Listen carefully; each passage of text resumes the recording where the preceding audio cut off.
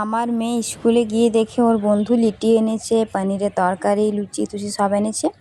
তো ঘরে এসে আমাকে বলেছে, মাম্মা আমাকে টিফিনে কালকে দিবে লিটি। তো গাইস মানে লিটি বলেছিল, পনির তরকারি বলেছিল। তো গাইস পনির তো ছিল না, তাই আমি লিটি বানিয়ে দিলাম।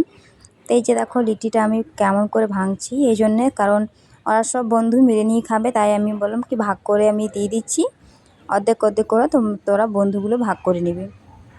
তো গাইস দেখো আমি লিটিটা কী করে বানিয়েছি।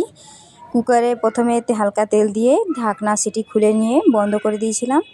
দুদিকে হালকা হালকা পুড়ে গেছিলো, তারপরে আমি সেকনা দিয়ে সেকে দিলাম। তো গাইস দেখো তাই আমার লিটি পুরো রেডি হয়ে গেছে। আর আমার মেয়েকে বললাম একটু খেয়ে দেখ, ও বলছে না না মামা আমি সকাল সকাল খাবো না, আমার ইচ্ছে করছে না। তো যাই হোক, তো একটু আমি বললাম জোর করে কি একটু খেয়ে দেখ কেমনি হচ্ছে, আমি তোর জন্য স্পেশাল বানালাম। তো গাইস আমার মেয়ে খেয়ে নিয়ে বলছে মা ভালো হয়েছে, তো আমাকে আরেকটু দাও। তো গাইস ওকে আমি দিয়ে দিলাম। আর টিফিনে 2টো লিটি ওর জন্যে, বাকিটা লিটি ওর বন্ধুর জন্য। তো আমার ব্লগটা কেমন লাগলো কমেন্টে